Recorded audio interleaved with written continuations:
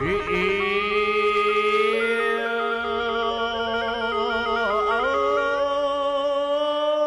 បអញ្ជើញគ្រូតូចគ្រូធំមកគ្រួងគ្រូធំហើយថ្ងៃនេះក៏ខ្ញុំមានពីររឿងដែរដែលតាក់ទងជាមួយនឹងរឿងសិតតែបើកម៉ូតូបើកអីហ្នឹងឯងហ្នឹងហើយទាំងអស់គ្នារឿងទី1នេះគឺបានការចែកចម្លែកពីបងប្រុសម្នាក់ដែរចំនាងហើយបងនាងក៏គាត់បានបញ្ជាក់ដែរថារឿងនេះគឺកើតឡើងនៅពេលដែលគាត់បានទៅទិញមួនជ្រូកអីហ្នឹងទៅតាមភូមិយកទៅលក់ណាហើយគាត់ពេលដែលគាត់ទៅទិញនេះហើយដែលគាត់បានចូលទៅក្នុងភូមិមួយដែលភូមិហ្នឹងគឺឆ្ងាយដាច់ពីគេមែនតើហើយនៅពេលដែលគាត់ចូលទៅភូមិនេះហើយដែលបានជួបហេតុការណ៍មួយចំនួនហ្នឹងហើយទាំងអស់គ្នាឥឡូវយើងមកចូលសាច់រឿងបងនាងទាំងអស់គ្នាទៅបងនាងគាត់ថាគាត់គឺជាអ្នកដើរទិញជ្រូកទិញមាន់តាមភូមិណាដើម្បីយកទៅលក់បន្តតែឲ្យឈ្មួញកណ្ដាលមួយទៀតគាត់ថាពេលហ្នឹងការទិញរបស់គាត់បងប្អូននឹងស្រាប់ហើយជំនាន់គាត់ទិញជ្រូកទិញអីហ្នឹងអ្នកដែលចិញ្ចឹមជ្រូកមួយមិនមែនចិញ្ចឹមមួយខែពីរខែបីខែដូចរាល់ថ្ងៃនេះទេជំនាន់របស់គាត់ហ្នឹងគឺពេលដែលគាត់ចេញទៅទិញម្ដងអ្នកភូមិរបស់គាត់ចិញ្ចឹមយ៉ាងតិចណាស់ក៏មួយឆ្នាំដែរឬក៏6ទៅ7ខែដែរដោយសារតែពួកគាត់ឲ្យតែចំណីទេឲ្យតែបាយឲ្យតែបបអីចឹងទៅនិយាយមួយម៉ាត់គឺជាលក្ខណៈធម្មជាតិអញ្ចឹងនៅពេលដែលអ្នកភូមិគាត់ចិញ្ចឹមរបៀបនេះធ្វើឲ្យគាត់នឹងពិបាកទិញមែនតែដោយសារវាយឺតយ៉ាវអញ្ចឹងនៅពេលដែលគាត់ចូលទៅទិញនៅក្នុងភូមិនេះមួយអញ្ចឹងបើសិនជាចាប់រួចហ្នឹងអញ្ចឹងម្នាក់និយាយមកថាម្ចាស់ផ្ទះដែលលក់ជ្រូកឲ្យគាត់ហ្នឹងត្រូវតែមួយឆ្នាំទៀតបានមានជ្រូកលក់ឲ្យគាត់ទៀតបើសិនជាគាត់ចិញ្ចឹមពីរអញ្ចឹងគាត់អាចលក់បន្តប៉ុន្តែឆ្នាំក្រោយមួយទៀតបានគាត់អាចលក់ជ្រូកបន្តទៀតឬក៏6ខែទៀតបានអាចលក់បានអីចឹងទៅប៉ុន្តែបើសិនជាចង់ទាញឲ្យបានច្រើនគីឡូតើតទិញហើយតើចិញ្ចឹមឲ្យបានយូរឆ្នាំដូចតែមួយឆ្នាំអីចឹងទៅបានច្រើនគីឡូគាត់ថាពេលហ្នឹងគឺគាត់ទិញនៅចិត្តភូមិរបស់គាត់ទេដំបូងណាប៉ុន្តែនៅពេលដែលតម្រូវការវាខ្ពស់ដែរគាត់ថាពេលហ្នឹងគឺគាត់ចាប់ផ្ដើមដើរទិញបន្តហើយនៅពេលដែលទិញនៅភូមិរបស់គាត់ដូចខ្ញុំនិយាយមិញចឹងទិញបានតែមួយទេគឺវាចប់បាត់ហើយអញ្ចឹងក្នុងភូមិរបស់គាត់មាន100គ្រួសារឬក៏30-40គ្រួសារទៅចុះគាត់ចិញ្ចឹមតែម្នាក់មួយក្បាលចុះប៉ុន្តែយើងគិតមើល30គ្រួសារបានប្រហែលថ្ងៃវាស្មើនឹង30ថ្ងៃហ្នឹងបងប្អូនអញ្ចឹងវាត្រូវចប់ហ្នឹងយើងទៅចប់ទៅពួកគាត់ហ្នឹងត្រូវចិញ្ចឹមបន្តទៀតចិញ្ចឹមបន្តទៀតអញ្ចឹងគាត់ថាពេលហ្នឹងគឺគាត់ទិញនៅភូមិរបស់គាត់អស់ហើយមន់ទាយហ្នឹងគឺគាត់ទិញអស់អានេះហើយវាមានដែរមានតែទុកធ្វើពូជធ្វើអីចឹងណាអញ្ចឹងគាត់មិនឲ្យលុបផ្ដាច់ពូជទេអញ្ចឹងគាត់ទុកធ្វើពូជគាត់ទុកហ្នឹងទៅដល់ពេលហ្នឹងហើយដែលបងនាងហ្នឹងគាត់ក៏ទៅទិញបន្តភូមិបន្តគាត់ថាពេលដែលគាត់ទៅភូមិបន្តហ្នឹងមិនសូវជាមានអ្នកលុបប្រមាណទេដូចថាគេទៅនឹងចិញ្ចឹមទៅអីចឹងណាអញ្ចឹងមិនសូវមានជ្រូកទេទិញទៅភូមិផ្សេងហ្នឹងបាន1បាន2ចឹងទៅអញ្ចឹងចេះតែដើរទិញទៅកាន់តែទិញកាន់តែធ្លាក់ឆ្ងាយទៅដោយសារពេលដែលតម្រូវការជ្រូកកាន់តែខ្លាំងធ្វើឲ្យគាត់ទៅពិបាកដើរទិញព្រោះការចិញ្ចឹមវាយូរខែយូរឆ្នាំអញ្ចឹងគាត់ថាពេលហ្នឹងគឺគាត់ទិញនៅចិត្តហ្នឹងវាអស់ហើយចុងក្រោយគាត់ក៏ឆ្លៀតទៅភូមិដែលចិត្តជើងភ្នំទៅទៀតនៅពេលដែលគាត់ទៅភូមិដំបូងអត់មានបញ្ហាអីទេគាត់ទៅទិញធម្មតាចឹងទៅប៉ុន្តែពេលដែលគាត់ចូលទៅទិញហ្នឹងគាត់សួរអ្នកភូមិមានអ្នកណាលក់ជ្រូកលក់អីអត់ទេពេលហ្នឹងមានគេចង្អុលទៅផ្ទះមួយតែផ្ទះហ្នឹងគឺយើងកណ្ដាលភូមិណាហើយពេលដែលចូលទៅក្នុងភូមិហ្នឹងវាដាច់ស្រយាលមកកលាក់ដែរអញ្ចឹងគាត់ថាពេលហ្នឹងគាត់ទៅប្រហែលជាម៉ោង2ម៉ោង3ទៅហើយប៉ុន្តែនៅពេលដែលអ្នកភូមិចង្អុលទៅផ្ទះហ្នឹងគាត់ក៏ទៅតាមអ្វីដែលអ្នកភូមិចង្អុលដែរនៅពេលដែលគាត់ទៅដល់គាត់ឃើញថាផ្ទះហ្នឹងបានដាក់បាត់លបងជាប់ហើយបានបន្តិចក៏មានអ្នកចិត្តខាងរបស់ផ្ទះហ្នឹងគេមកប្រាប់ថាគាត់ទៅចការបាត់ហើយតើតែល្ងាចតិចបានគាត់មកពេលហ្នឹងបងនាងគាត់ថាគាត់អត់ដឹងថាត្រូវទៅណាទេគាត់ទៅក៏ឈប់រកកន្លែងចតណានៅចិត្តហ្នឹងដើម្បីចាំម្ចាស់ផ្ទះត្រឡប់ពីចការមកវិញអញ្ចឹងគាត់ថាពេលហ្នឹងគាត់ក៏ទៅអង្គុយនៅកន្លែងមួយចឹងទៅរហូតដល់ម៉ោងប្រហែលជា5បានគាត់ឃើញម្ចាស់ផ្ទះហ្នឹងដើរចូលមកក្នុងផ្ទះគាត់តែឃើញចឹងភ្លាមគាត់ក៏ទៅសួរអូមកមិនលក់ជ្រូកអត់ទេ ពេលហ្នឹងអមប្រុសម្នាក់ហ្នឹងក៏គាត់ថាគាត់លក់តាគាត់ចាំដើម្បីទៅលក់ហ្នឹងហើយឥឡូវវាគ្រប់គីឡូអូនឯងទិញមែនគាត់ថាពេលហ្នឹងអមប្រុសម្នាក់ហ្នឹងដូចជាមិនដែលមានឈ្មោះណាមកទិញជ្រូកគាត់ទេតាមអ្វីអារម្មណ៍តាមអារម្មណ៍ដែលគាត់ហើយឃើញហ្នឹងគឺអមប្រុសម្នាក់ហ្នឹងអត់ដែលបានលក់ជ្រូកឲ្យអ្នកណាទេគាត់ក៏ប្រាប់ថាគាត់ទិញជ្រូកគាត់លើកទិញជ្រូកអមប្រុសម្នាក់ទៅឥឡូវវិញទៅមើលអាចសមទិញអត់ទេអញ្ចឹងគាត់ថាពេលហ្នឹងគាត់ក៏ដើរទៅមើលជ្រូកទៅគាត់ថាពេលដែលគាត់ទៅមើលជ្រូកគាត់ឃើញថាជ្រូកបងអ៊ំហ្នឹងវាគាត់បើដែរវាអាចចាប់បានគាត់ក៏ប្រាប់ថាអាចចាប់បានហើយជំនាន់ហ្នឹងបងប្អូននឹងស្រាប់ហើយមានអាកោះមើលគេចាំថ្ងៃមើលកង្កក្នុងមាត់ណាគាត់ថាពេលហ្នឹងគាត់ក៏ចាប់ជ្រូកហើយគាត់ហ្នឹងក៏កោះមើលទៅហើយបញ្ជាក់មួយដែរôngនេះគាត់ថាគាត់រត់លាក់ទេគឺទោះជាអត់អង្គយ៉ាងណាក៏គាត់នៅតែបន្លំថាអង្គមកគ្រាប់ពីរគ្រាប់អញ្ចឹងណាព្រោះពេលដែលគេបន្លំថាអង្គនៅក្នុងមាត់ហ្នឹងអាចកាត់គីឡូអីបានខ្លះអញ្ចឹងទៅហើយអ្នកភូមិហ្នឹងគឺខ្លាចអញ្ចឹងហើយនៅពេលដែលគេទាញដាតមកមើលទៅឃើញអូអង្គមួយអង្គពីរអញ្ចឹងទៅអាហ្នឹងខ្ញុំក៏មិនច្បាស់រឿងអាហ្នឹងដែរគឺគាត់និយាយបែបហ្នឹងអញ្ចឹងពេលដែលឮថាមានចង់ឲ្យមានអង្គមានអីក្នុងមាត់ហ្នឹងគឺគេកាត់គីឡូយើងហើយពេលហ្នឹងគាត់ក៏ធ្វើបាត់ដែរគាត់ក៏ប្រាប់ថាជ្រូកឯងមានកអញ្ចឹងទៅពេលហ្នឹងអត់គាត់មកដែរគាត់ក៏លក់តាមហ្នឹងទៅគិតគីឡូអីចឹងការវាយតាមនឹងរួចគាត់ថាថ្លឹងហើយគាត់ក៏ឲ្យលុយទៅអមប្រុសម្នាក់ហ្នឹងទៅប៉ុន្តែនៅពេលដែលគាត់ចាប់ហើយហ្នឹងគាត់ថាពេលហ្នឹងគឺម៉ោងប្រហែលជា5ជាងទៅហើយបងប្អូនមិនមែន5ជាងម៉ោង7 6ទៅហើយអត់ទាន់នឹងបានលើកជ្រូកដាក់នឹងលើម៉ូតូទៀតបានតិចក៏មានអ្នកភូមិពី3នាក់ហ្នឹងមកជួយលើកជ្រូករបស់គាត់ហ្នឹងដាក់លើម៉ូតូមកនៅពេលដែលគាត់លើកជ្រូកដាក់លើម៉ូតូគាត់ថាពេលហ្នឹងវាម៉ោង6ជាងទៅម៉ោង 7 ណាចាប់ដើមលិចហើយថ្ងៃលិចបាត់ហើយនៅជើងភ្នំផងអញ្ចឹងវាឆាប់ល្ងិតមែនតើគាត់ថាពេលដែលគាត់ឡើងម៉ូតូគាត់ក៏លេងទៅមើលលើផ្ទះស្រាប់តែគាត់ឃើញអ៊ំស្រីចំណាស់ម្នាក់នៅលើផ្ទះទាំងដែលអ៊ំប្រុសហ្នឹងគាត់ទៅចូលម៉ោង 5ហ្នឹងទេប៉ុន្តែនៅពេលដែលគាត់ចាប់រួចបែរទៅជាគាត់ឃើញអ៊ំស្រីម្នាក់ទៀតឈរនៅលើផ្ទះមើលតាមប្អូនគាត់ក៏គិតក្នុងចិត្តថាអ៊ំស្រីម្នាក់ហ្នឹងទៅមកផ្ទះមែនគាត់ក៏គិតរបៀបថាអត់បានឃើញណាប៉ុន្តែអ្វីដែលគាត់ឆ្ងល់មែនតើមុខអ៊ំស្រីម្នាក់ហ្នឹងគឺគួរខ្លាចយកតែមែនតើគាត់ក៏មិនបានតែគិតគួរច្រើនណាគាត់ក៏ជិះម៉ូតូរបស់គាត់ចេញមកនៅពេលដែលគាត់ជិះចេញមកគឺវាស្ងាត់មែនតើគាត់ថាពេលហ្នឹងគឺគាត់ជិះចេញពីភូមិបានមិនតិចទៀតវាដល់ផ្លូវវាលដែលជាផ្លូវហើយស្រែផ្លូវចកាហើយមានដើមឈើអមសងខាងណាគាត់ថាគណៈដែលគាត់កំពុងតែជិះសុកស្រាប់តែមានឆ្កែមួយរត់កាត់ម៉ូតូរបស់គាត់ណាគាត់ថាពេលហ្នឹងគឺគាត់ទប់ខ្លួនបានបើមិនជាគាត់ទប់ខ្លួនបានទេប្រហែលជាដួលហើយព្រោះជ្រូកនៅខាងក្រោយហ្នឹងប្រហែលជាអាចជួយចិត្ត80គីឡូទៅ100គីឡូនោះធំជ្រូកហ្នឹងធំមែនតើចុះគាត់ថាពេលហ្នឹងគាត់ទប់ជាប់ដល់ពេលគាត់ទប់ជាប់អញ្ចឹងគាត់ក៏ជេរណាចុះឆ្កែស្អីនេះរត់កាត់អត់មានមើលម៉ូតូទេបើអញ្ចឹងគាត់ថាពេលហ្នឹងក៏គាត់ហ្នឹងជិះបន្តទៅទៀតនៅពេលដែលគាត់ជិះបន្តទៅទៀតស្រាប់តែគាត់ឃើញមនុស្សស្រីចំណាស់ម្នាក់ដើរនៅកន្លែងចិត្តផ្លូវហ្នឹងណាបែរផ្លូវហ្នឹងគាត់ឃើញអញ្ចឹងគាត់ហ្នឹងក៏អត់មាត់អត់កហើយគាត់ក៏មិនខ្វល់លើច្រើនណាប៉ុន្តែអ្វីដែលប្លែកមែនតើគឺអ៊ំស្រីម្នាក់ហ្នឹងនៅពេលដែលបងនាងគាត់ជិះម៉ូតូចិត្តដល់ហ្នឹងស្រាប់តែអ៊ំស្រីម្នាក់ហ្នឹងរត់ចូលម៉ូតូរបស់គាត់បងប្អូនរត់ចូលម៉ូតូរបស់គាត់គាត់ថាគាត់អត់ឃើញទេព្រោះវាចិត្តពេកបុកភឹកញ័រតែម្ដងប៉ុន្តែនៅពេលដែលគាត់បុកហើយគាត់ថាគាត់ព្យាយាមទប់ម៉ូតូរបស់គាត់មែនតើបើសិនជាមិនស្រួលគឺដួលហើយតែដួលអត់មានអ្នកណាជួយទេព្រោះកន្លែងហ្នឹងវាស្ងាត់មែនតើវាស្ងាត់អត់មានមនុស្សទេអញ្ចឹងគាត់ថាពេលហ្នឹងគឺគាត់បុកហើយបុកម៉ាំងទៅលន់ស្រែកហ្មងស្រែកអូយយើងទៅគាត់តែលើអូយគាត់ថាអូចប់ហើយបុកគេគាត់ថាពេលហ្នឹងគាត់ក៏ឈប់ម៉ូតូអត់ទៅមុខទៀតណាប៉ុន្តែគាត់នេះមែនប៉ុន្តែគាត់អត់ទៅមុខទៀតទេគាត់ឈប់ម៉ូតូគាត់ជឿឲ្យឈើទៅទល់មកគាត់ណាព្រោះដាក់ហើយទល់អាចទល់ហ្នឹងគឺអត់កើតទេអញ្ចឹងគេដាក់អាចទល់ឈើមួយទៀតដើម្បីទប់ទម្ងន់ណា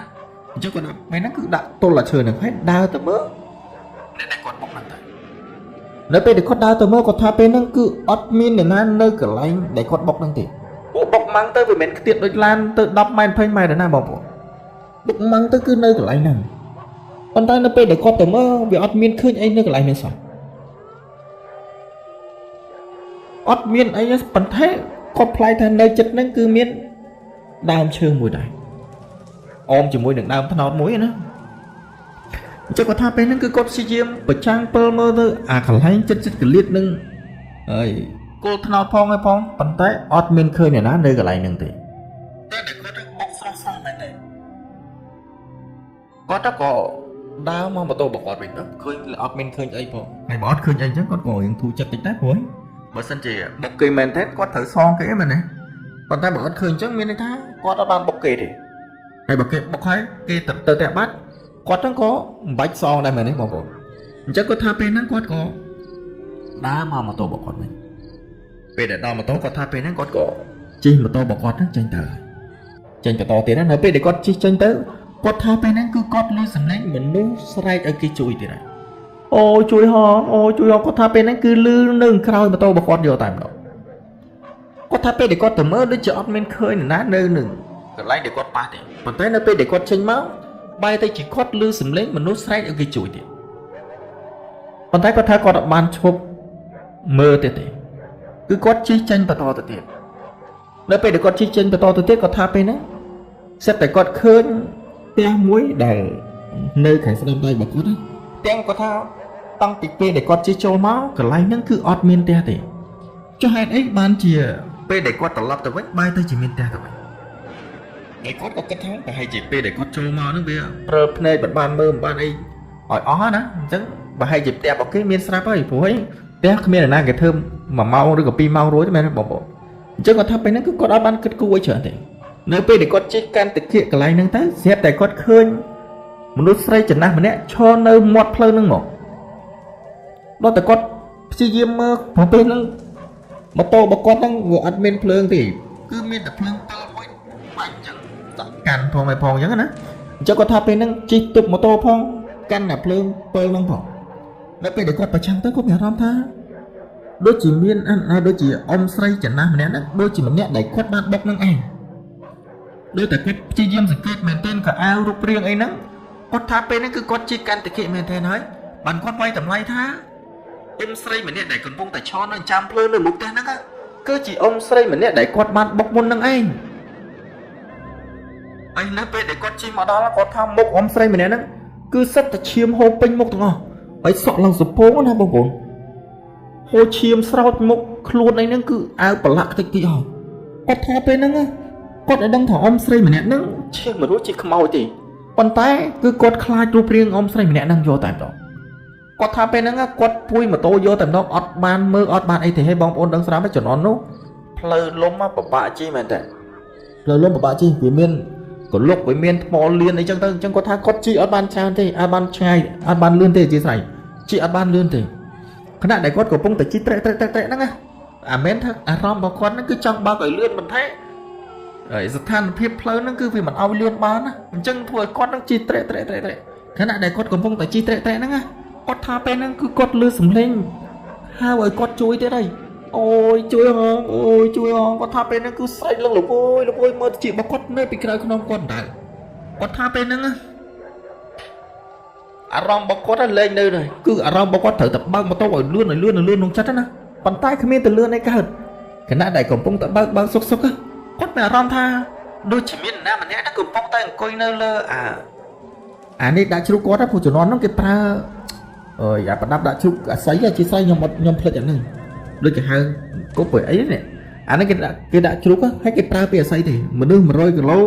ឈរលើអាស័យហ្នឹងក៏អត់មានបញ្ហាដែរគាត់ថាពេលហ្នឹងគឺគាត់មានអារម្មណ៍ថាដូចជាមានអ្នកណាម្នាក់កំពុងតែអង្គុយនៅលើអាប្រដាប់ដាក់ជ្រូករបស់គាត់ហ្នឹងនៅលើម៉ូតូរបស់គាត់ហ្នឹងពួកគាត់ថាពេលហ្នឹងគឺគាត់ឃើញជើងនៅសងខ្លួននៅសងខាងខ្លួនរបស់គាត់ណាពេលដែលគាត់កលេចទៅគឺគាត់ឃើញជើងមកប៉ុន្តែគាត់ថាជើងអ្នកដែលនៅក្រៅខ្នងរបស់គាត់ហ្នឹងដែលតម្លាក់ចុះមកហ្នឹងជើងរបស់គេគឺខ្មៅរលមកបងប្អូនខ្មៅឡើងបបាក់និយាយដូចតែភ្លើងឆេះឡើងខ្លោចណាគាត់ថាពេលហ្នឹងគាត់ព្យាយាមទប់ចង្កូតរបស់គាត់ហើយព្យាយាមទប់ស្មារតីបានបន្តិចក៏មានម៉ូតូមួយជិះច្រេះគាត់មកនៅពេលដែលជិះច្រេះគាត់មកគាត់ថាបានបន្តិចម៉ូតូហ្នឹងក៏បត់ត្រឡប់មកវិញហើយប្រាប់ថាបងហើយបងឯងដុបអ៊ំស្រីអីដាក់លើនឹងអញ្ចឹងតិចធ្លាក់គាត់នៅលើបែបហ្នឹងភ្លាមនាងហ្នឹងគឺគាត់ញ័របណ្ដោយគាត់ថាគាត់អត់បានដុបណាគេគាត់ដុបតែជ្រូកទៅ ông say nương anh nhâm đã nương lại đấy bông bọn chị chăn tới chứ nhom tỏ lọt tụi bánh nhỉ bố lớn nó là lẽ bỏ mình mấy ơi quát nó cô giờ xuống tới tư lại quát lẽ chẳng đã hơi quát tha bên nó mà thôi nó có chi tranh thở bên nó đấy quát tha quát ọt khiên cả lấy mà mưa cao thì bàn tay bỏ chừng dây bị ăn non mà quát á xong tại chơi đu lấy tranh bị luôn này cứ với plus ball khu bị cá cất bọc quát á choa vô tam nó có tháp bên nó cứ quát phơiมันđấy này nữa hay còn nơi tại chi mà tỏ mặt toán nó phật áp lơ viên thì bàn tay còn là tháp viết châu đau te kia môi nữa của quạt cháu máu không đặt chả chắc nó phải để con tỏ lọt tỏ vinh nó cứ miên tại te môi chân tới phật bị te môi đau te môi chân tới viêm lô môi chân tới quạt tháp bên nó mong phải hai chỉ còn bay tại hải quạt mình toán là phật play nên thì quạt toán phật nó chỉ sân tầm mong thôi quạt tháp bên nó cứ bộc hạ men thành rong tục phong tục chụp nương khôi phong hay thêm con mẹ rong ta thêm tụm ngôn bị cào mũi tiết ngôn men tèn tè có thà bên nó cứ đăng thà chỉ ấy thì có đòn là đăng thà nè để chi mà tôi cho ra con máy nó prep thà có thằng bạn đúc ôm xây chân này nè bạn thấy con ăn ban cả lên mưa cào thế hỏi mà tôi có phải trả có ban tân để khơi chân lắc tắc lên mình ảnh ấy có thà bên nó cứ con ăn hiên cả lên mưa khỏi thế cứ có chi chim chìm hiếng ấy thì cứ có chi chim tục cho con bọc con vậy mà mắt ha thưa mấy cái đó bao mà tôi nó ngồi từ đó tiền đó bọn con chẳng tôi chỉ con khơi khơi nhà trưng nó chất luôn còn cái này có tha bên nó cứ có chi nữa tại chi chăng chị ban mà tí chắc có miên mấy nó bị chi mà tôi màu kỵ con đánh phép thá ông bó một anh đục ông say đã là gặp buôn hàng này chắc bị chặt lẹ cót á ơi con coi cho khổ tí tới bên nó sao tha là phép mỗi nó chắc đam rùng lắc con thế này của một nó cứ bên bong phong mà nét rùng lắc con thá miên này mình ăn coi nữa cái lấy đã chịu bọc một đồng lấy nó mập ra con thế thôi đã ông say mà khổ tí tới bị chặt lẹ con bố có tha chết ơi chết sai vô lại chết đã cho bọc con đang bực bùa bố đã cho mà đôi cái lô phóng anh cái bùa nó trong cái lá mát đó mà bộ trong cái lá mát á thủng chút chết chút đây cái thơ bìa xây nữa cứ bị sân ta cái lá mày chứ ông xây này nó bà sân gì mình đừng quấy về lên cái bùa này vậy để mà có luôn có thế nó sân tay nghĩ trong mà mày lần từ lừa này có tha pe nó nơi pe để con chim phật pi pleu lôm nè cho mà đó là pleu đầy sườn tới chứ pleu chết bàn tay bị sườn tới mình sườn khăng tới cho non con nó cứ về nơi tại miền của lúc này xa từ sau đây mỗi ngày người ta sườn mai pleu thơ chó nó bàn tay lấy chứ còn pleu pe nó bán này bỏ lấy khơi là thơ cua xong về mình thơ mất khối cái nào đây là lấy tiền đôi bị môn tiền lấy pe để con chim mà đo pleu càng lờ có tha pe nó con khơi mà nuốt tay thì cả lên mà mơ còn có lên mà mơ con đôi chỉ con nó nghe mà đôi chồng lay chăng con còn là đất tại lúc sáng hai đấy còn mà nó mơ con sầm bờ mà nè chim mà to con mơ con nè con mơ con này bàn tay con làm viên mình sao nó phụ bên nó cứ mong bầm bay chiên đời chứ mình miên ấy cho thì con tha bên nó còn có chơi tại chi mà to thôi còn ăn kho lấy chở này chi là hốt đó theo mà còn nói bên để con đó theo còn tha bên đó bên để con đó theo liền đã chặt tô chơi nó rối chắc còn tha bên nó cứ ăn miên để nó nơi là cho chụp đăng tí nó pe để con đại cho máu nó con mình này ná mình cho chụp để con có kho lấy chở này con có hai của xa mà con thì bị mà chui lơ cả chụp năng tại lơ rồi chắc có gió là đại bỏ thế á của con tha pe nó cứ có ai đừng cặp chụp nó được luôn anh chứ có lụa mà to tới đợi một của con cơn chụp nó cua sầm này sai cả vì cua sầm mày trắng á nữa cho con tha pe nó cứ con có cả lang lên ọt ban giấy đường ấy từ prap cụ sa mà con tiền bàn tay ban màn tích của sao bà con nó có mà xua có thế đây còn ấy ơi ông xây nó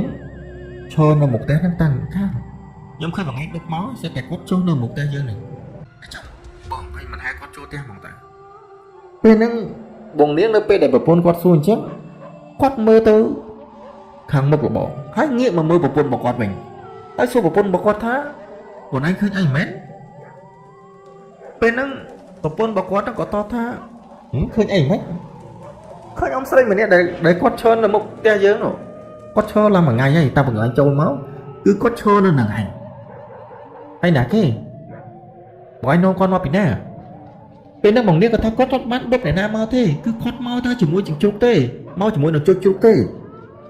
bà thấy tổ pôn bà con thằng đây ta dành đá thá bà con rất khơi cho ba thằng thế từ bằng anh đốt mau men hạt đấy bọn anh tha ọt miền chẳng bánh mơ hoặc là bọn anh mơ bắp sẽ bắt ông say mình đấy nơi khả một tiểu một bên nó từ bốn bằng niếng có cốt đá từ mơ nơi khả một tiểu còn thầy nó bị để cốt đá từ một tiểu ọt miền khơi này nó nơi khả một nâng tiểu nâng tiểu thì cốt cho mình thì đá từ làm một bánh từ bốn có cốt đá màu cái này bằng niếng vẫn tiền tức múc dạng chọn ai cốt có prap từ bằng niếng thay mấy nhá cốt khơi ông say chừng nào mà nè cho rê ro nơi một tiểu dừng này tại vì sọp đại bọn anh cứ chỉ nẹt đục màu đời cốt có nơi ta giấy biển nè bọn nét có nơi ta giấy biển đá ta có ban đục màu thì cứ cốt mò tại luôn hay nứng chưa đục nâng thể ớt bạc cây để tràn thế có thay cốt ớt khả lăng có từ mũi tực một em mũi tực rồi dây rồi và bồn bọc con nó có riệp bay ở cốt hộp thầy hộp rồi dây rồi nó có thay bên nó ớt ban giấy kia ấy tràn thì cứ cốt láng tới sầm ràng mong về bà hai chỉ chân tầm buồn hỏi nó chân có thay bên nó sắp sai sắp chặt cái về máu chơi đi hơi mong buồn đây đi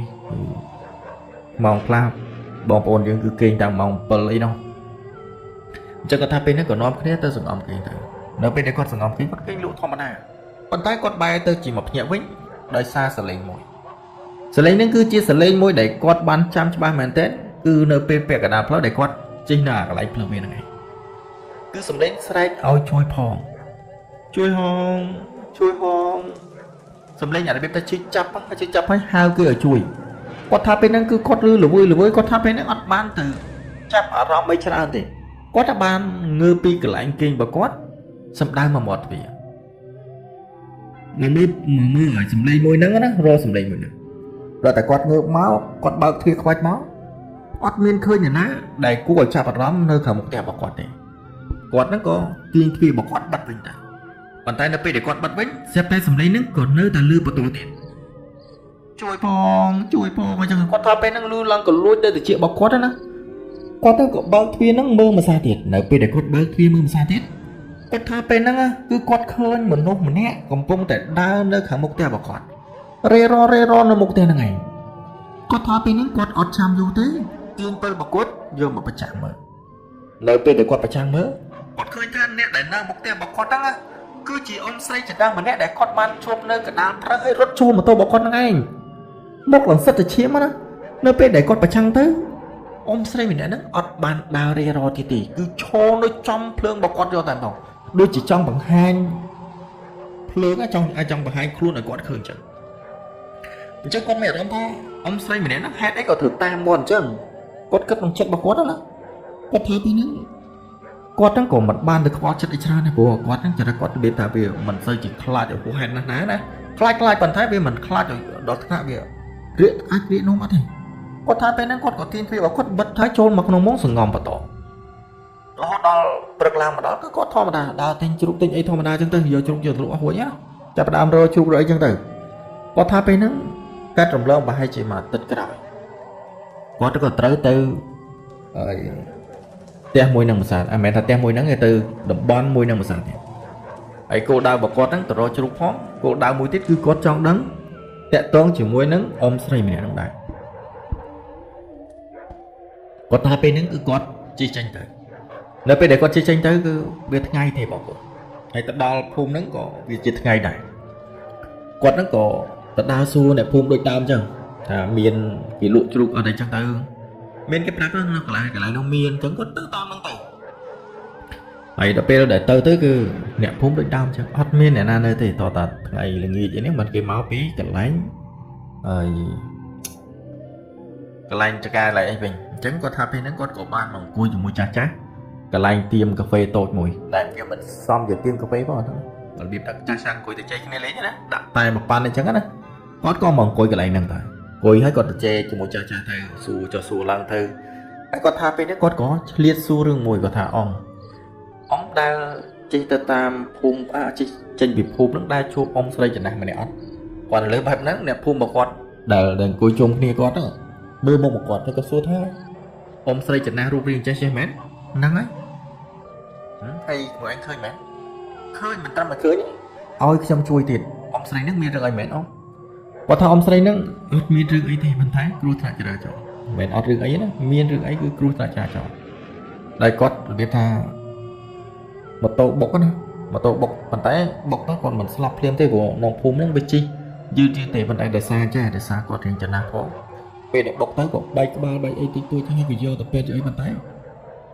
ca đã bọc quá nó bị muốn để xa riêng cai mà còn họ có tiền cho nó á ai có slap thôi ấy té có nâng đam phun là ngày à lấy đi chỉ rút cho bắt anh vì rút cho này để xa lông cái pin và lấy ban tấm kiếm bòn điếng cái tha trứng quát slap để xa nó slap để xa mà to là ngày bọc mà to bọc là ngày chắc chắn có cái rút bắt này ta cho này cho mà mình nhặt mơ nhưng mà bạn mơ bóng ai còn thà bênហ្នឹងគាត់ក៏ប្រាប់រឿងរ៉ាវដែលគាត់នឹងបានចូលទៅអំប្រុសដែលអ្នកភូមិហ្នឹងទៅអំប្រុសអមអីហ្នឹងគាត់ក៏ជាប្រយ័ត្នតិចចឹងព្រោះសារប្រឌិតមករយៈហើយឥឡូវអូនឯងឃើញវិញអញ្ចឹងមានន័យថាអូនឯងមាននិស្ស័យហើយគាត់ថាពេលហ្នឹងគឺគាត់និយាយជាមួយនឹងអមរួចរាល់គាត់ថាពេលហ្នឹងគាត់បានទិញរបស់មួយដែលយកទៅសែនណាមានចេកមានអីនៅក្នុងភូមិហ្នឹងចូលទៅកន្លែងហើយដែលគាត់នឹងបានជួបអ៊ំស្រីឡើងមានបញ្ហាបកគាត់យកទៅដាក់នៅកន្លែងហ្នឹងព្រោះគាត់បានហើយចាំនៅនឹងទេព្រោះទម្រាំតែម្ចាស់ជ្រូកហ្នឹងគេចុះពីចកាមកវិញហ្នឹងគឺវាយូរអញ្ចឹងគាត់សុខចិត្តយកពេលវេលារបស់គាត់ហ្នឹងយកទៅអាចដាក់អារបស់ហ្នឹងចាត់ឲ្យអ៊ំស្រីហ្នឹងទៅហើយនៅពេលដែលគាត់ដាក់រួចរាល់គាត់អុជហើយហ្នឹងគាត់ត្រឡប់មកវិញទៅនៅពេលដែលគាត់ជិះត្រឡប់មកវិញហ្នឹងគាត់ក៏ឆ្លៀតកលេចមួយក្រោយដែរនៅពេលដែលគាត់ឆ្លៀតមួយក្រោយគាត់ថាពេលហ្នឹងគឺគាត់ស្រាប់តែឃើញសមោលសស្គូកំពុងតែអង្គុយឡើងចានចេករបស់គាត់អង្គុយឡើងចានចេករបស់គាត់ហ្នឹងគាត់ថាពេលហ្នឹងគឺគាត់កលេចមកមើលឲ្យមែនតើគាត់ថាគាត់ឃើញរូបព្រាងអមស្រីម្នាក់ហ្នឹងកំពុងតែអង្គុយនៅកន្លែងចេកហ្នឹងហ្មងអានោះពេលថ្ងៃណាគាត់ថាពេលហ្នឹងគឺអារម្មណ៍របស់គាត់វាទៅជាភ័យអារម្មណ៍ភ័យវាស្ដែងពេលថ្ងៃលេងចេញមកហើយទាំងដែល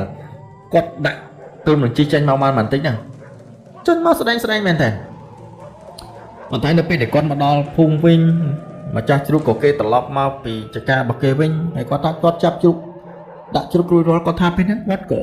ត្រូវជីត្រឡប់មកផ្ទះវិញហើយទៅជីត្រឡប់មកផ្ទះវិញគឺត្រូវជីកាត់តាមផ្លូវហ្នឹងដូចគ្នានៅពេលដែលគាត់ជីកាត់តាមផ្លូវហ្នឹងអារម្មណ៍របស់គាត់មានអារម្មណ៍ថាគាត់ថាច្បាស់ជាជួបអ៊ំស្រីម្នាក់ហ្នឹងទៀតហើយប៉ុន្តែការគិតរបស់គាត់ថាខុសស្រឡះនៅពេលដែលគាត់ជីមកគឺអត់មានអ្នកណានៅនឹងមាត់ផ្លូវហ្នឹងទេអត់មានអ្នកណានៅមាត់ផ្លូវណាហើយគាត់ថាពេលហ្នឹងមិនជាជ្រាយម៉ោងប្រហែលទេគឺម៉ោង5ជាងអីតិចតួចតែប៉ុណ្្នឹងឯងហើយនៅពេលដែលគាត់ជិះមកដល់ចំណុចដែលគាត់ដាក់ចេកហ្នឹងគាត់ក៏ឆ្លៀតមើលចេករបស់គាត់ដែលដាក់ហ្នឹងចេកដែលគាត់ដាក់មុនហ្នឹងវាស្រស់ញ៉ាំទេប៉ុន្តែនៅពេលដែលគាត់មកដល់លើកនេះគាត់បែរទៅជាឃើញចេកមួយហ្នឹងបែរទៅជាស្វិតក្រៀមអស់លេងណាគាត់ថាពេលហ្នឹងវាស្ដាយមែនតើហើយគាត់ហ្នឹងក៏ជីបន្តទៅទៀតទៅឃើញអញ្ចឹងគាត់ក៏បានតែឃើញរូបរាងអ៊ំស្រីម្នាក់ហ្នឹងណាអញ្ចឹងគាត់ក៏ជីបន្តទៅទៀតទៅជីរហូតដល់ចេញផុតពីផ្លូវមួយហ្នឹងគាត់ឃើញថាគាត់អត់បានជួបអីទេនៅពេលដែលគាត់បានដាក់ចេកតាមស្និតហ្នឹងឯងគាត់សុំណាកុំឲ្យលងបន្លាចឲ្យគាត់អញ្ចឹងទៅប្រហែលជាអ៊ំស្រីនឹងគាត់ព្រមទទួលណាព្រមមិនព្រមទទួលមិនបើគួយហូបចេកគេទៅហើយហ្នឹងអញ្ចឹងគាត់ថាពេលហ្នឹងគាត់ក៏ត្រឡប់មកផ្ទះវិញធម្មតាដែរដូចដើមអញ្ចឹងប្រើជីវិតបែបហ្នឹងជីវិតរបស់គាត់គឺមានតែដើរចាប់ជ្រូកពីតំបន់មួយទៅតំបន់មួយតែប៉ុណ្្នឹងឯងហ្នឹងហើយទាំងអស់គ្នារឿងទី1នេះក៏សូមបញ្ចប់ទៅត្រឹមនឹងទៅចុះឥឡូវយើងមកចូលសាច់រឿងទី2ទាំងអស់គ្នាទៅរឿងទី2នេះដែរគឺបានការចែកចម្លែកពីបងប្រុសម្នាក់ទៀតហើយដែលបងប្រុសក៏គាត់បានបញ្ជាក់ដែរថារឿងនេះគឺកើតឡើងនៅពេលដែលគាត់បានឡើងភ្នំទៅរកវត្តអីចឹងទៅជាមួយនឹងពូម៉ាក់របស់គាត់ម្នាក់តែឈ្មោះសាក់ណាគាត់ថាពេលហ្នឹងគឺជិះម៉ូតូ2ចូលទៅក្នុងព្រៃដើម្បីទៅរកវត្តអីហ្នឹងហើយម៉ូតូពូគាត់ហ្នឹងមិនមែនជាម៉ូតូល្អទេបងប្អូននឹងស្រាប់ហើយម៉ូតូអ្នកភ្នំមកគឺអាឡេះអាលួយសឹងតែនៅសល់តែគ្រូអញ្ចឹងមិនទៅគឺមានតែគ្រូឆ្អឹងហ្នឹងហើយគាត់អត់ដឹងថាពេលដែលជិះទៅហ្នឹងវាខូចឬក៏អីវាអត់ដឹងទេព្រោះអាហ្នឹងវាជាក្នុងបោះម៉ូតូហ្នឹងឯងគាត់ដឹងថាបើសិនជាខូចហ្នឹងមិនទុកចោលប៉ុណ្្នឹងឯងឬក៏បដើចូលមកពីលើវិញអីចឹងទៅគាត់ថាពេលហ្នឹងគឺគាត់អ្នករស់នៅតំបន់ក្នុងមួយស្រែហើយគាត់អាស្រ័យផលហ្នឹងគឺមិនទៅអាស្រ័យផលណាទេចំណុចហ្នឹងគឺមានតែព្រៃភ្នំអីហ្នឹងក្រំថ្មហ្នឹងឯងរវល់រផ្កាលក់អីហ្នឹងឯងអញ្ចឹងគាត់ថាពេលហ្នឹងជារឿយគឺគាត់តែងតែរផ្ការវល់ហ្នឹងទៅប៉ុន្តែនៅពេលដែលគាត់រយូរទៅអាតំបន់ដែលគាត់តែងតែរបានវាចាប់ផ្ដើមខើចតិចម្ដងមិនមែនតែពួកគាត់ទេជាអ្នករគឺមានអ្នកផ្សេងទៀតហ្នឹងក៏ ក៏រកដូចគ្នាដែរអញ្ចឹងគាត់ថាពេលហ្នឹងគឺមិនត្រូវរកនៅចិត្តហ្នឹងទៀតទេគឺគាត់ត្រូវទៅរកកន្លែងឆ្ងាយឆ្ងាយបន្តទៅទៀតហើយនៅពេលដែលគាត់ទៅរកកន្លែងឆ្ងាយគាត់ថាពេលហ្នឹងមិនត្រូវចូលព្រៃឲ្យយើងជ្រៅជាងនឹងបន្តិចគាត់ថាពេលដែលគាត់ជិះចូលព្រៃម្ដងគឺពិបាកមែនតើដោយសារឯតំបន់ភ្នំវាអត់មានដូចជាផ្លូវកស៊ូដែលនៅតាមស្រុកភូមិអីទេអញ្ចឹងពិបាកជិះណាហើយគាត់ថាពេលដែលគាត់ចូលទៅតំបន់មួយដែលតំបន់ហ្នឹងវាជ្រៅគួរសមដែរគឺគាត់អត់ចូលទៅអាកន្លែងរបស់គាត់ទៀតទេណាចម្ងាយពីកន្លែងដែលគាត់ធ្លាប់ចូលទៅកន្លែងហ្នឹងគឺយើងអាចនិយាយបានតែ30គីឡូឯណោះអញ្ចឹងការជិះទៅហ្នឹងគឺចំណាយពេលយូរមែនតើដោយសារអីម៉ូតូរបស់គាត់มันអាចជិះលឿនបានហើយជិះឡើងភ្នំចុះភ្នំចោតអីចឹងទៅពេលខ្លះគឺក៏លុកកលាក់និយាយមួយម៉ាត់ជិះมันបានលឿនយកតែហ្មងគាត់ថាពេលហ្នឹងគាត់ក៏បានបបួលសាក់ទៅជាមួយដែរហើយសាក់ហ្នឹងក៏គេព្រមទៅជាមួយពួកគាត់ហ្នឹងពីរនាក់គឺដើរទៅជាមួយគ្នាទេរកការរវល់អីហ្នឹងគឺតែពីរនាក់ហ្នឹងឯងអញ្ចឹងគាត់ថាពេលដែលពភាសាគ្នារួចរាល់ពួកគាត់ហ្នឹងក៏នាំគ្នារៀបចំឲ្យបានបគាត់ដើម្បីជិះចេញទៅដល់ពេលគាត់ជិះចេញទៅគាត់ជិះទៅពីព្រលឹមទៅម៉ោងប្រហែលជាថា7ទៅចុះដល់ពេលគាត់ជិះទៅគាត់ថាពេលហ្នឹងជិះដល់តំបន់របស់គាត់ហើយកន្លែងតំបន់ដែលគាត់ធ្លាប់រកហ្នឹងហើយមកដល់តំបន់ហ្នឹងពួកគាត់ហ្នឹងពិសេសបងសាក់គាត់ថាមិនរកកន្លែងហ្នឹងមួយថ្ងៃទៀតទៅហីប៉ុន្តែបងយូរទៅគាត់ថាអត់ទេរកហ្នឹងទៅងក់ខាតពេលអីទៅរកនៅក្នុងហ្មងទៅមិនពេលដឹងតែបានឬក៏អត់ទេនៅក្នុងហ្នឹងហើយហើយបើយើងរកនៅហ្នឹងវាគ្មានបានទេពួកយើងរកផងគេរកផងហ្នឹងយើងចូលជ្រឹកតិចទៅគេនោះប៉ះចំសម្បឹកអីហ្នឹងយើងអែមហើយអញ្ចឹងគាត់ថាពេលហ្នឹងក៏នាំគ្នាជិះបន្តទៅទៀតនៅពេលដែលគាត់ជិះគាត់ថាពេលហ្នឹងវាចំពេលដែលភ្លៀងមកប្រាវណាភ្លៀងមកប្រាវហើយភ្លៀងមកប្រាវមកគឺអត់មានទៅមុខទៀតទេគឺគាត់ឈប់ម៉ូតូសិនហើយខ្លាចបាក់ឬក៏ទឹកហូរកាត់អីទៅវានាំឲ្យមានបញ្ហាគាត់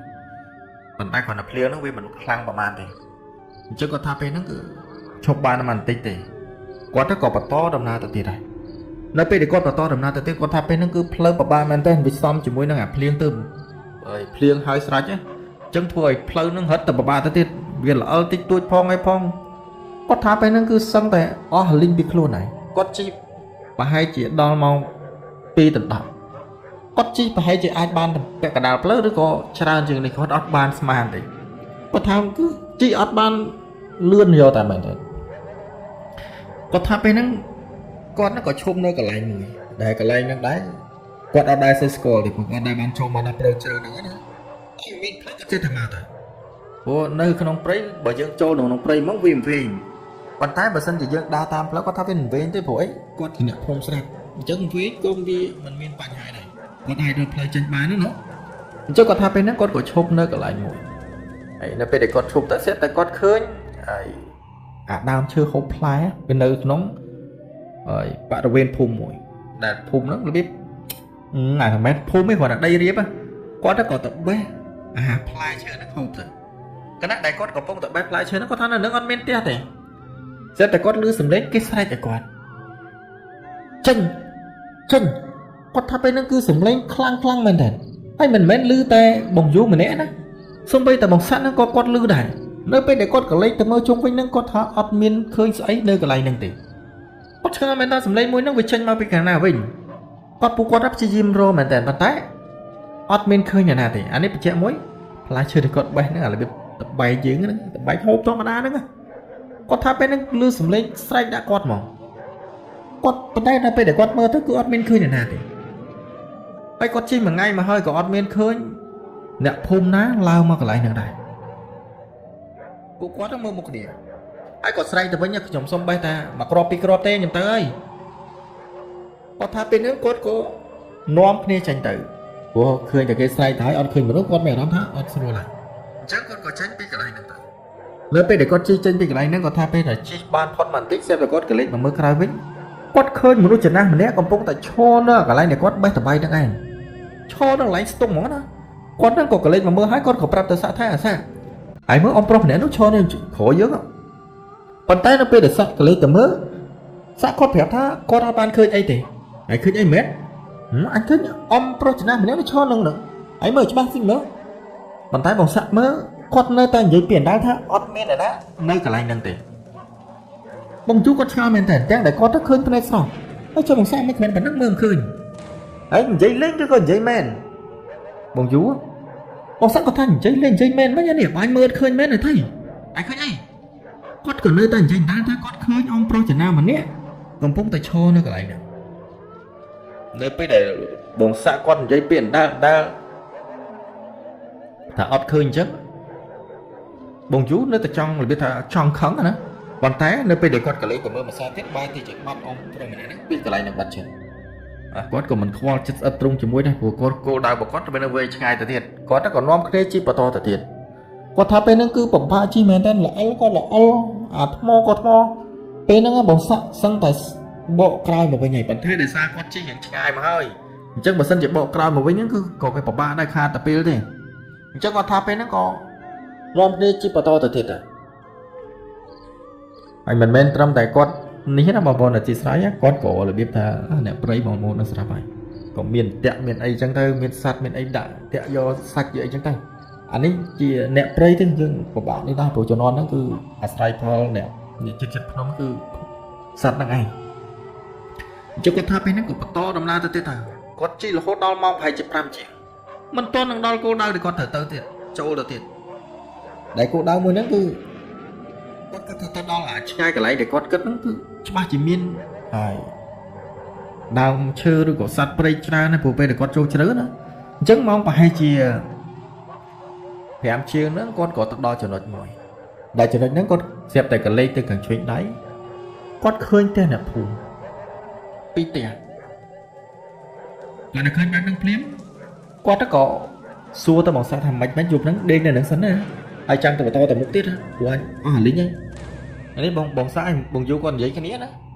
ហើយបងយូនោះគាត់ថាមិនទៅដេកនៅហ្នឹងតាអញ្ចឹងគាត់នាំគ្នាបត់បន្ទោចូលទៅក្នុងផ្ទះមួយហ្នឹងទៅនៅពេលដែលគាត់ចូលទៅគាត់ថាគាត់អត់ហ៊ានជិះម៉ូតូនេះចូលដល់ក្នុងផ្ទះហ្មងទេគឺគាត់ឈប់នេះនៅកន្លែងមាត់ទ្វារនេះកន្លែងមាត់ល្អណាគាត់ឈប់កន្លែងហ្នឹងសិន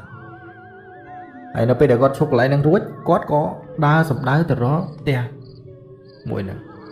នៅពេលដែលគាត់ដើរសម្ដៅទៅគាត់ថាពេលហ្នឹងមានអារម្មណ៍ថាដូចជាអត់មានមនុស្សទេប៉ុន្តែភូមិមួយហ្នឹងគឺវាស្អាតភ្លឹងហ្មងអត់មានហើយសម្រាមអត់មានស្លឹកឈើអីធ្លាក់អាយអត់មានទេទាំងដែលនៅកន្លែងហ្នឹងគឺមានដើមឈើមានអីធ្លាក់ពេញហ្នឹងទាំងអស់ប៉ុន្តែបែរទៅជាអត់មានស្លឹកឈើអីហ្នឹងវាធ្លាក់នៅចិត្តឬក៏នៅក្នុងបរិវេណភូមិឬក៏ដីផ្ទះហ្នឹងឯងទាំងដែលនៅមុខផ្ទះហ្នឹងក៏វាមានដើមស្វាយមួយធំមែនតើប៉ុន្តែបែរជាអត់មានស្លឹកស្វាយអីជ្រុះញ៉ៃទៅវិញណាអញ្ចឹងគាត់ថាពេលហ្នឹងគាត់ក៏ដើរសម្ដៅ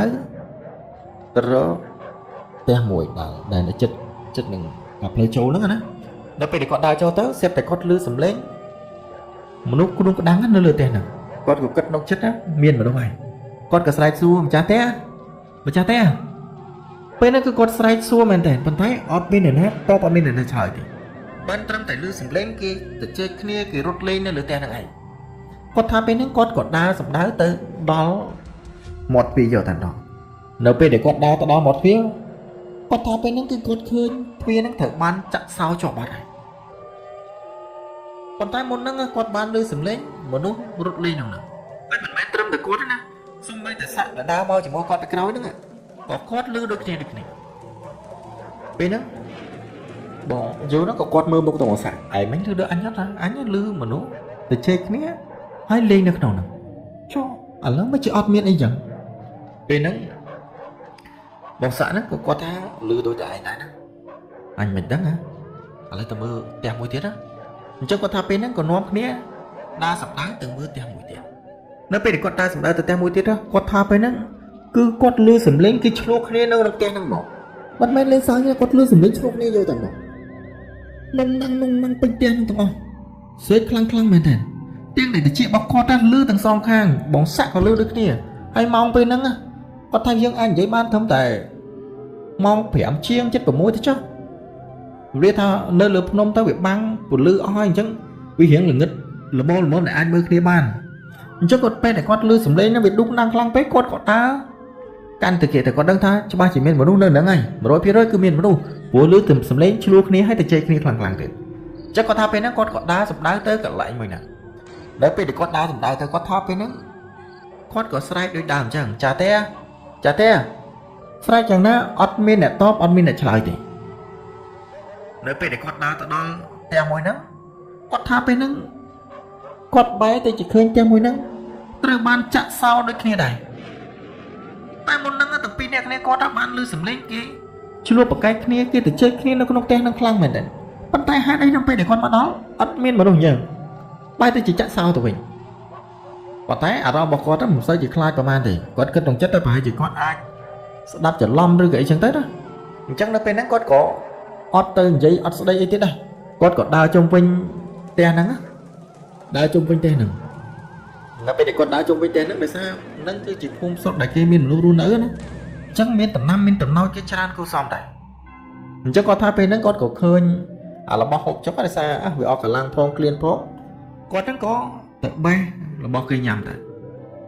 មានតបែកមានក្រូចមានអីចឹងទៅគាត់ថាពេលហ្នឹងគឺចាស់តែបេះញ៉ាំទៅព្រោះឃើញវាទុំទៅហើយណាហើយគាត់ក៏ស្រែកដែរគាត់សុំក្រូចមួយសុំអីចឹងទៅគាត់ចេះតែស្រែកតែហើយគណៈពេលហ្នឹងដែរគាត់ហ្នឹងក៏បដាម៉ូតូរបស់គាត់ចូលមកខាងក្នុងប៉ុន្តែគាត់អត់បានមកចិត្តផ្ទះហ្នឹងទេគឺរបៀបថាចូលតែបរិវេណលបងហ្នឹងទេគាត់ស្រែកប្រាប់ថាគាត់សុំគេងនៅនឹងមកយកហើយទី1គាត់គិតថាប្រហែលជា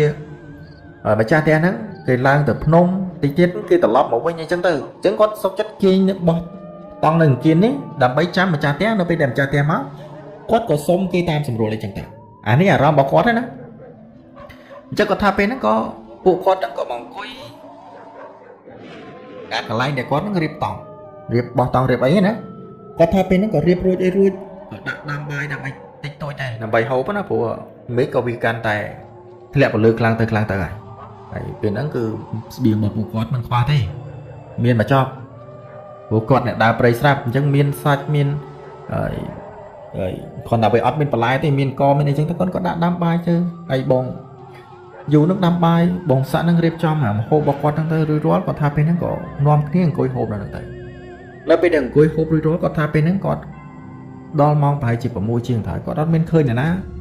មកចូលក្នុងផ្ទះហ្នឹងទេវាបែរទៅជាស្ងាត់អត់មានមនុស្សណាអញ្ចឹងពួកគាត់ហ្នឹងក៏អង្គុយបានបន្តិចទេគាត់រៀបចំកន្លែងគេងមកទៅពួកអីឃើញតែប្រហែលជាអត់មានមនុស្សមកទេគាត់ក៏រៀបចំកន្លែងគេងហើយគេងកាលហ្នឹងគាត់ថាគាត់យកអាតង់អត់ពេញតង់អីណាដូចឥឡូវទេកស៊ូហ្មងកស៊ូតង់ហ្នឹងដាក់គ្របទៅដាក់ចងឈើអញ្ចឹងដាក់គេងនៅក្រោមហ្នឹងទៅហើយគាត់ថាក្រាលទាំងខាងក្រោមខាងលើនិយាយមួយម៉ាត់ណារបៀបពួកគាត់ដើរព្រៃគាត់មានរបៀបរបស់គាត់ដែរគាត់ថាពេលហ្នឹងគឺអត់បានដាក់អញ្ចឹងទេដោយសារវាជាតំបន់វាតែភ្លៀងផងវាមិនទៀងណាបើសិនជាភ្លៀងយកភ្លៀងអីទៅគាត់នឹងពិបាកគេងហើយអញ្ចឹងគាត់ថាពេលហ្នឹងគឺបានដាក់អាកស៊ូហ្នឹងមកគាត់គេងរួច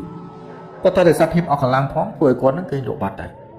ប៉ុន្តែបងយូគាត់ថាគាត់ភ្ញាក់មកវិញនៅពេលដែលគាត់លឺសំឡេងតុងតាំងមែនទែននៅអាកន្លែងដែលគាត់ដាក់អាសម្ភារៈឬក៏អាចានឆ្នាំងដែលគាត់ហូបបាយរួចហ្នឹងគឺលឺតុងតាំងពេញនឹងទាំងអស់នៅពេលដែលគាត់លឺអញ្ចឹងគាត់គិតថាប្រហែលជាម្ចាស់ផ្ទះឬក៏ឆ្កែរបស់ម្ចាស់ផ្ទះមករុករើអារបស់គាត់ហើយគាត់ក៏ដេញទៅកែបើភ្នែករបស់គាត់បើកណាបានតែស្រែកចឹងទេកែគាត់ថាពេលហ្នឹងគាត់ក៏បើកភ្នែកព្រឹមមកមើលនៅពេលដែលគាត់បើកភ្នែកព្រឹមមកមើលគាត់ថាមិនមែនសត្វឆ្កែណាគឺជារូបរាងមនុស្សកំពុងតែអង្គុយនៅកន្លែងតុបាយរបស់គាត់ហ្នឹងឯងអាកន្លែងបរិវេណដែលគាត់ហូបបាយហ្នឹងគឺអង្គុយនៅកន្លែងហ្នឹងគាត់ថាពេលហ្នឹងគាត់ក៏ញីភ្នែករបស់គាត់បើកភ្នែកឲ្យមើលឲ្យវាធំតិចណាព្រោះពេលហ្នឹងយើងមិនទាន់វាស្រឡះដល់ពេលដែលយើងញីភ្នែកបើកភ្នែកមកគាត់ថាអត់មានឃើញណានៅកន្លែងហ្នឹងទេប៉ុន្តែបែរទៅជាឃើញហើយមនុស្សម្នាក់ដើរសម្ដៅទៅកន្លែងផ្ទះមួយដែលយើងចំណាស់ដែរគាត់មើលពីខាងក្រោយខ្នងដូចជាងចំណាស់ដែរគាត់គិតថាបែរជាម្នាក់ហ្នឹងហើយដែលអង្គុយហូបបាយគាត់ហើយដើរទៅហើយផ្ទះវិញអញ្ចឹងគាត់ថាពេលហ្នឹងគាត់គិតថាបែរជាម្ចាស់ផ្ទះត្រឡប់មកពីភ្នំវិញហើយគាត់ក៏ទាញពិលរបស់គាត់ដើរសម្ដៅទៅរកម្ចាស់ផ្ទះព្រោះគាត់ចង់សុំម្ចាស់ផ្ទះឲ្យវាជាអញ្ចឹងណាគាត់ថាពេលហ្នឹងគាត់ក៏ដើរសម្ដៅទៅកន្លែងម្ចាស់ផ្ទះគាត់ក៏ស្រែកសួរម្ចាស់ផ្ទះបានបន្តិចគាត់លឺសំឡេងគេបើកទ្វារមកនៅពេលដែលគាត់លឺសំឡេងគេបើកទ្វារគាត់សប្បាយចិត្តមែនតើគាត់ថាអូម្ចាស់ផ្ទះមកហើយគាត់ថាពេលដែលបើកខ្វាច់មកគាត់អត់បានឃើញម្នាក់អូបកចេញមកទេឬក៏ដើរចេញមកទេសំឡេងក៏អត់មានតបគាត់ដែរគាត់នៅពេលដែលឃើញទ្វារបើកអញ្ចឹងគាត់ទៅក៏ប្រចាំបើទៅមិនឲ្យចូលទៅក្នុងផ្ទះទេគាត់ប្រចាំជីជែកគាត់នៅតែស្រែកហើយគាត់ក៏ដើរមកកន្លែងចដាឡើងហ្នឹងណាឡើងមកចដាហ្នឹងគាត់ថាពេលហ្នឹងគាត់ឡើងមកកាប់ហើយព្យាយាមប្រចាំង7តិចប៉ុន្តែអត់ប្រចាំងឲ្យចូលក្នុងផ្ទះពេញទេគាត់តែប្រចាំងងាកតិចណាគាត់ថាពេលដែលគាត់ប្រចាំងងាកតិចគាត់មានអារម្មណ៍ថាដូចជាមានមនុស្សនៅក្នុងផ្ទះហ្នឹងហើយគាត់ក៏អត់ហ៊ានឡើងទៅមុខទៀតដែរគាត់ក៏នៅតែស្រែកម្ចាស់ផ្ទះប៉ុន្តែទោះជាគាត់ឃើញម្ចាស់ផ្ទះនៅនឹងមែនខំស្រែកមែនប៉ុន្តែ mà cha thế nó mai tới chỉ ót là vô chỉ mũi quạt đấy ót to ót chơi mà con của cân đông chết thằng cha thế đấy nó thằng nó vậy còn là chơi chỉ mũi kia tầm một mắt sóng khơi nơi nồng test ra bay nó còn là chơi tầm một mắt nó có ở chân này con tham thế nó con có léoจะดาวมวยtiền cam tiền là hốt đó một thùy vô tầm đó tí nó cứ con chó đó chớ con có bà trang tớ mơ nó bạn là viên tiền nào bà tay nó về để con bà trang mơ bạn viên thế con mẹ đóng tham với chị admin nó thể phố tên lắm với admin tập top ấy nè là biết tao phải liên smile chẳng từ cứ bỏ sân điểm bong ôn để chị bà trang tiền nó cứ con kê nó tầm riêng ní nơi là không bạn là viên tiền nào chắc nó về để con bà trang mơ admin khơi nhà này thì con có đau mà chẳng hiến châu tầm mơ nó về để con đau mà chẳng hiến châu tầm mơ nơi tại cái miết này nè nơi không năng tiền con có phải chăng cho lang tới xét tại con khơi lúc thọt mồi đài nơi cả một lúc thọt đó có miên chương thúc môi nơi nâng đài còn là khơi bay băng phím có thắc quát prư sập bó chạy cho thằng đó prư sập bó đó giờ ta ban tích à thuê để con thơm là cho mà mấy nhà biết ban bắt luôn với lên thăng con tha bên nó cứ con thằng nhát say chứ say trong làm thọt sờ lên luôn này con có tự tin thuê nè con tha bên để con tự tin thuê nè cứ ọt là bao tỷ tin ọt là bao cơ tin nhà mấy con là bao này thì đã bên đại con của phong tại tên phía con mày rong thật đôi chỉ biết là nam mình nè còn phong tại cho nó trong mũi nơi có ai tiền là ngày trong mũi nó không tiền đó bàn tay nơi bên để con phải trắng phương tới admin khơi nhà nào thì con thà bên nó cứ con chỉ diêm phải trắng phương phong say oi bồng sẵn đang chui phòng con thà bên nó cứ con chỉ diêm say bên đèn say là hốt đó sẵn nó còn tên này với như đấy ở chỗ này nó đấy ở đâu cái thà bên nó sẵn chỉ diêm say mà con chỉ diêm say là sao bạn tích chắc quát lư sầm rập trước sẽ rốt màu bạn mình tích dạng ăn của cô phía ta à chú ấy chị ấy rất nóng năng mết anh đang nóng năng hãy chui bao thuê tinh nữa có thể cho hãy cho tam nè bởi cho tam này tranh tam năng mà từ năng bằng du có thể anh cho tam thuê đó hãy cho tam thuê ở mắt bỏ thuê tại sao cho năng quát tháp bên năng quát thang mà thèn anh dây lên nhỉ chắc sao mà anh cho mà tam thuê năng mết á hãy cho tam phải uống chứ bên năng bóng dữ nó cứ quát từ mơ bộ bàn tay nó bây giờ con mơ bộ chắc cái đã chầm răng cho mấy nằng cho một bá này đôi thật niên có tha bộ chắc của kia đã chầm răng cho này anh cho tao nè còn lại đại con của bông tay trên sai kia nữa xếp đại con khơi chớn còn bông tay tốt nó lớn thằng năm tèo bộ đôi tại con cả lấy tới bông bộ này còn khơi mình luôn chuẩn năng mà nhé lúc làm thế còn nuôi đấy còn bông tay khơi nó lớn thằng năm tèo chốt chân đã con tha bên nó cứ quát cụ thuê khlang mà thèn sao ơi sao bác thuê anh sao bác thuê anh quạt tháp bên đó bằng sắc rất tư cả lấy mà tôi bảo quát thì cho anh cha mình đó này quay ra sau nó pưng là hốt nó là nó bây giờ lấy quạt tháp quạt bao trình mà con miết tới này nè bảo chẳng ta để kết hợp đa số bố nó quất thong vô tan đòn bên nâng bên sạn nó còn rất tam dù đỏ ấy nó bây giờ con rút một đó cả lấy mà tôi bảo con còn lấy tầm mơ với nhá quát khơi ông pro trở nào mà né nó cho nó mót thiên này mức lăng còn mây đã quát đấy nữa có tha bên nó cứ cốt đang tha phụ cốt nó khôi thì hát ấy không nó có thơ rồi biết tha ta chẳng bao không cốt này chẳng đâu có tha bên nó cứ nom cái này cười nó cứ nó tóm đại cốt bạn bỏ này cứ ọt hiền đốt tận á đó có tha bên nó xếp đại cốt đi sầm lấy bất cứ luôn tiếng đại bên nó cứ ọt bên xa lon bên này thì lý cái việc bất luôn video tại đó nè có tha bên nó cứ cười nhẹ nên không tao từ bên này ọt hiền kinh thì ai tòng môi mình nhé bàn tay lực ní cứ tóng môi pì nè coi nhẹ nó nâng mong một bộ ai nó biết là quát còn phong thành coi nhẹ nè quát còn lấy tờ mơ te tụi nó nè nó biết đây quát còn lấy tờ mơ te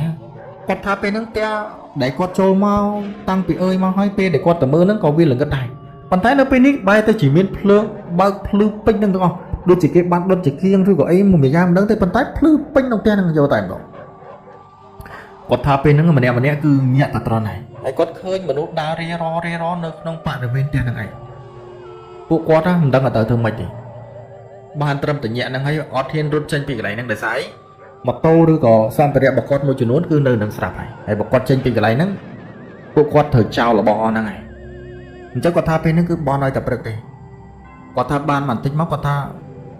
là hốt đào được làm quát tháp bên đẹp được làm mà đó là phụ quát tờ mơ ở tem môi năng vừa về bất riêng ở sợi khai và má đấy nè con tầm mưa tem môi nắng ai có trâu tầm mưa tem vậy để con trâu tới cứ con khơi đục thọt om pro chỉ nam mà nhé bất chỉ miên nước nóng tem năng mẹ có ta cứ chỉ đục thọt để cái ban người ta slap á ហើយក៏គេទុកជើងធុកមួយនឹងទៅហើយទន្ទឹមនឹងមានជើងធុកក៏មានទៅចាប់ឆ្អឹងបន្តិចនៅក្នុងកន្លែងនឹងដូចគ្នាដែរ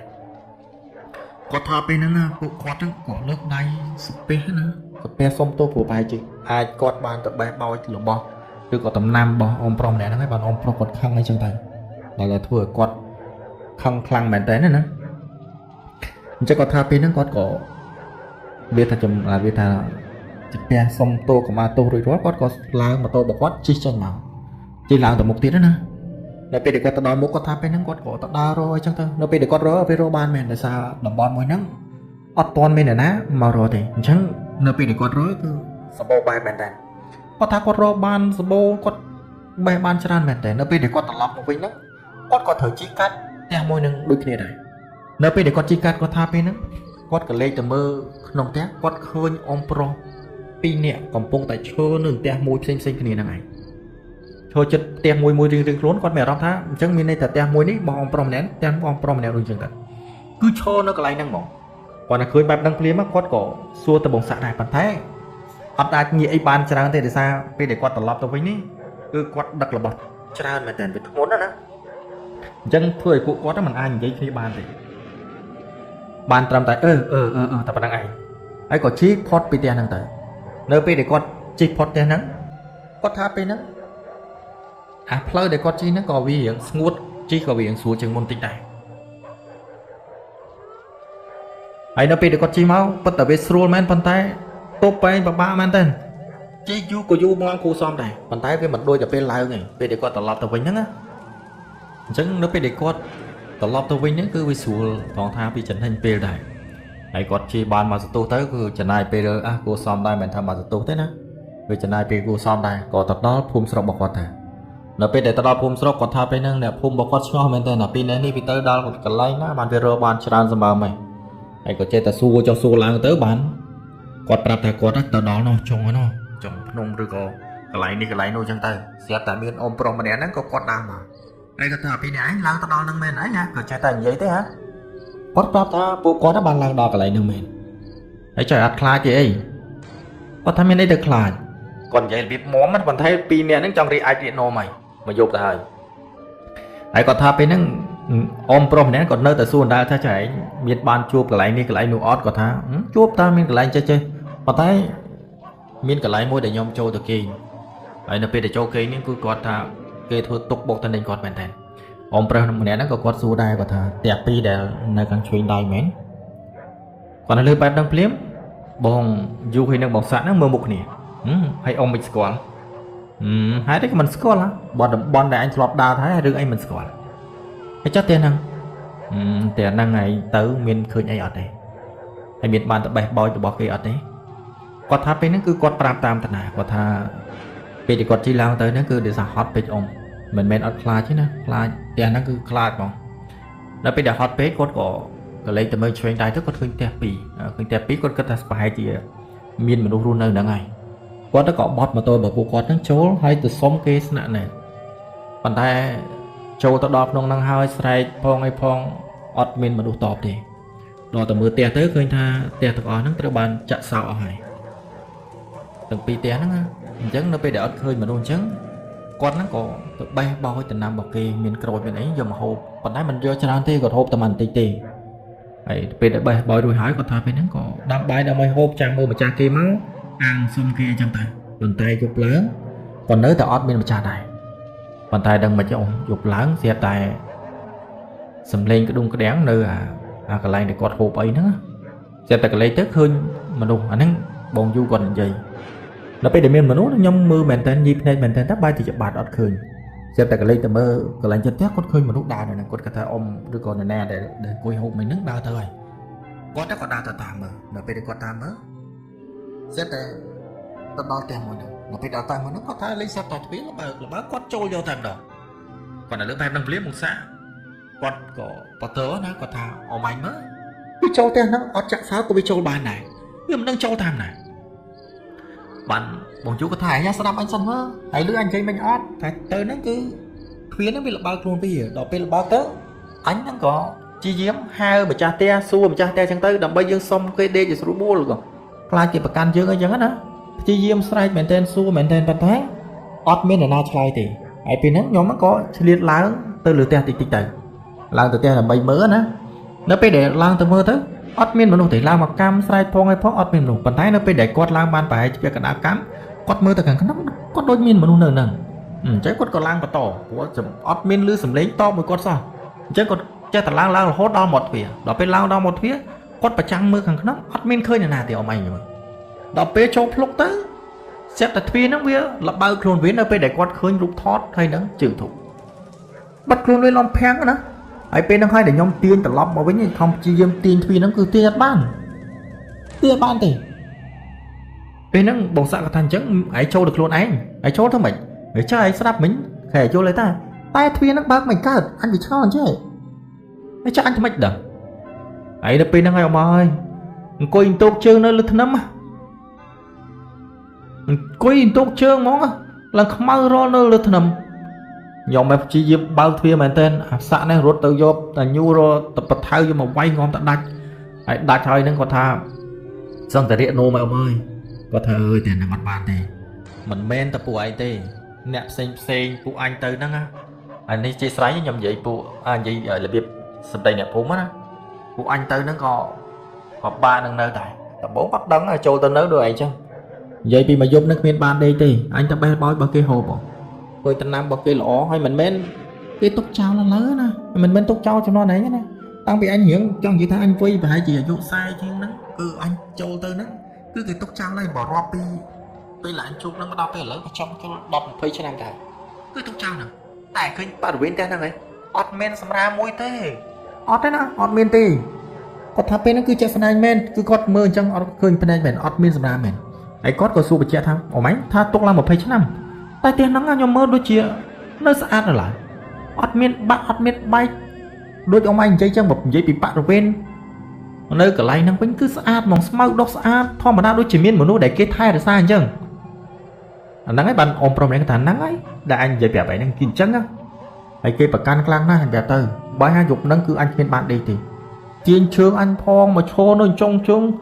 បើកភ្នែកឡើងប៉ុណ្ណានេះមកយប់ហ្នឹងគ្មានបានដេកទេមិនមែនតែអញម្នាក់ឯងទេណាអ្នកដែលហូបរបស់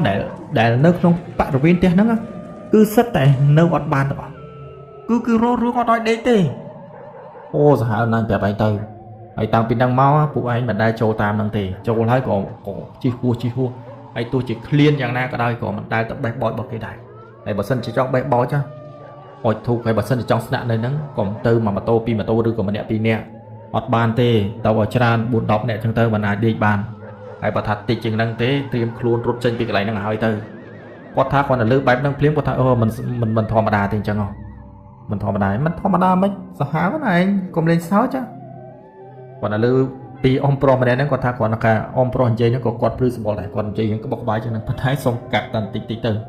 ព្រោះតាក់តងរឿងទាំងអស់ហ្នឹងគាត់និយាយបានខ្លះទៅហើយនឹងឲ្យទាំងអស់គ្នាអរគុណសម្រាប់ការតាមដានស្ដាប់របស់បងប្អូនរឿងបោះបងយូរហើយនឹងបងសាក់គឺមានតែប៉ុណ្្នឹងទេជួបគ្នានៅវីដេអូក្រោយៗទៀតបាយ